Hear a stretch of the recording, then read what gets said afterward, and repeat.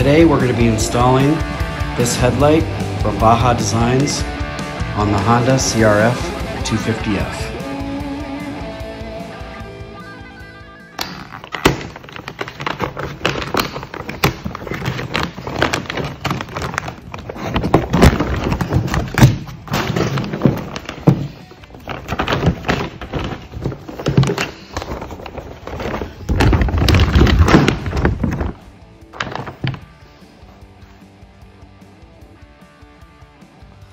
Comes with these cool white plate decals that'll go on. Actually, looks like it's upside down. Yeah, see? Here's the wiring harness I purchased. I'll be sure to put the link in the description. Here's the back of the headlight. These mount to the fork tubes. And then this plugs into the wiring harness, which we got the DC. This connects directly to the battery. We're going to start by removing the front number plate. Removing this 10mm bolt right here.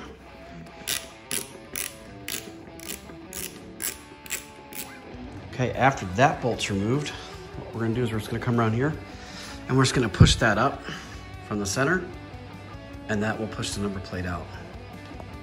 So it comes with these brackets. Well, actually, they're just like rubber grommets that will wrap around the tubes or the forks. Now, if you need more room to clear the back of this light on your bike, you can install the optional, these brackets. They have a shorter one and they have like a longer one. I don't think I'm gonna need the brackets on the CRF250F, but I don't know, we'll see in a minute. But so far, it looks like it's gonna clear with no problem. It took a little bit of time to get that fitted in. I don't think I'm gonna need those brackets. However, I'm gonna just make sure it doesn't vibrate weird or do anything weird. This is just a cell phone thing. I'm gonna get that out of the way here. But anyway, it looks pretty cool. Doesn't look too weird from this angle. All right, I wanna get this angle here so you can see these, how awesome they look. They just look cool, those grommets or wraps, whatever you wanna call them.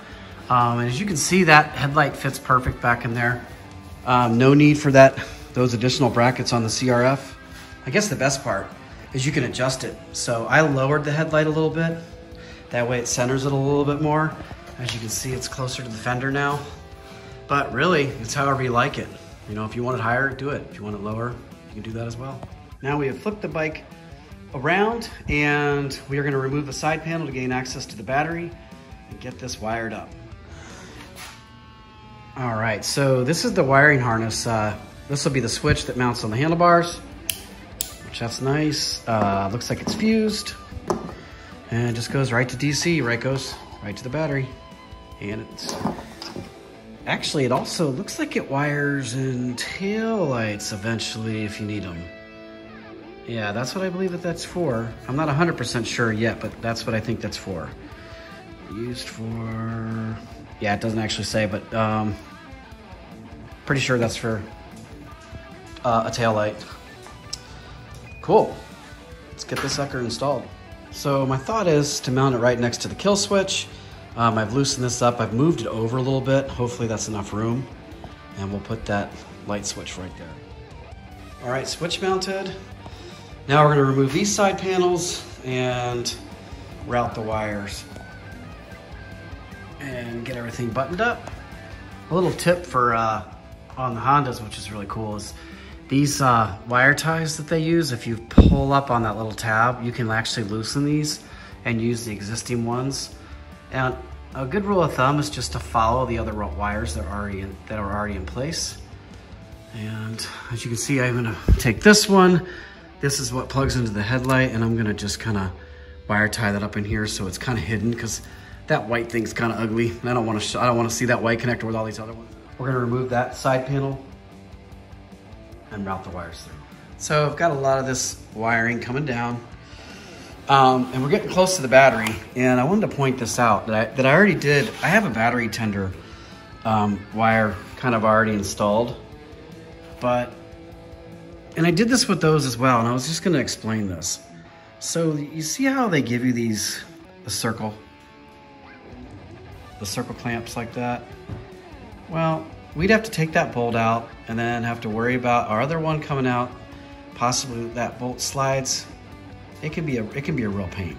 So what I recommend doing is taking some wire cutters and just cut a hole in the top, and I'll show you what I mean. So just put it in your wire cutters and then just clamp it down, and then you'll cut a hole. See, like that. I hope you can see that. And I'll do the same for the ground.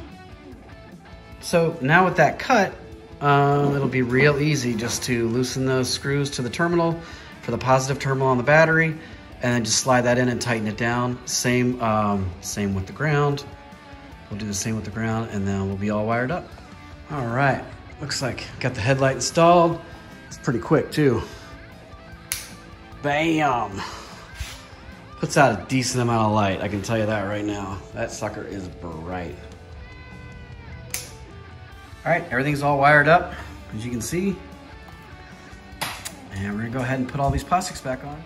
One thing you wanna do when you're all done is you wanna make sure that when you turn the bike left and right, that nothing binds any of your wires.